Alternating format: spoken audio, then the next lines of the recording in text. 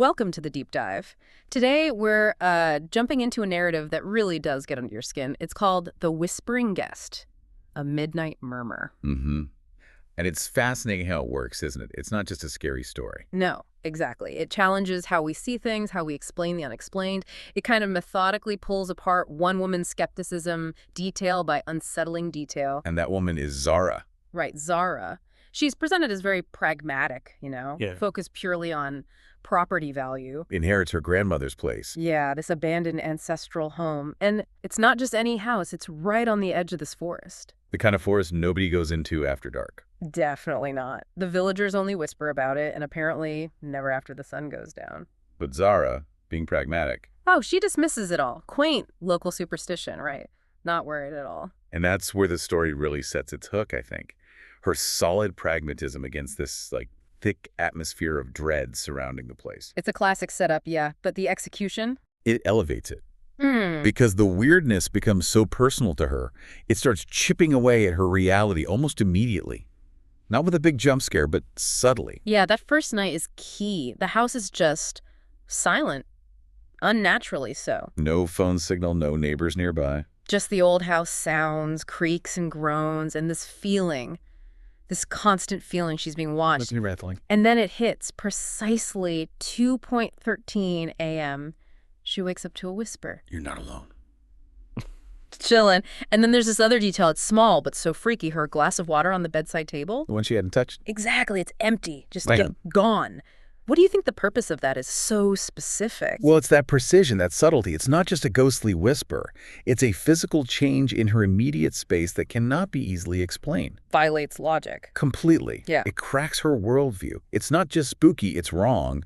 It messes with her sense of, basic physical reality in her own room. Right. And that crack just widens the next day, doesn't it? The footprints. Small, barefoot, wet footprints leading from the forest edge through the house. Straight to her bed. Straight to her bed. And she lives alone. It's textbook uncanny, taking the familiar your bedroom and making it alien and threatening. It's deeply psychological. So, okay, night 3. She's trying to rationalize, right, to debunk it. What does she do? She sets up her phone, records audio while she sleeps, trying to catch whatever it is or prove it's nothing. It's a very modern reaction, isn't it?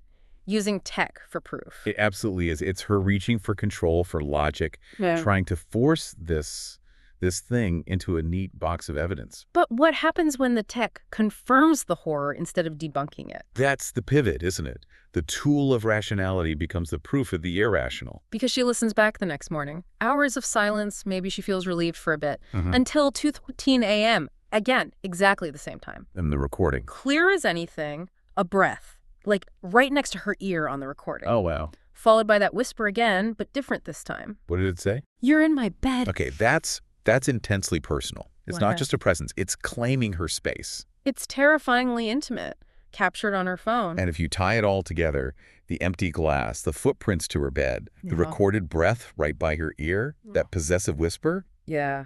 It's a masterclass. It's not just hinting. It's directly attacking her personal space, her security, making the inexplicable totally undeniable for her.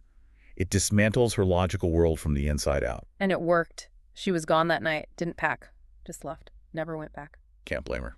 The story ends with the house just standing there, rotting, the forest creeping closer. And that final whisper. Yeah, for anyone else who might wander too close after midnight, you're next. So the takeaway here, I think, it's more than just a ghost story. It's about how fragile our rational frameworks actually are.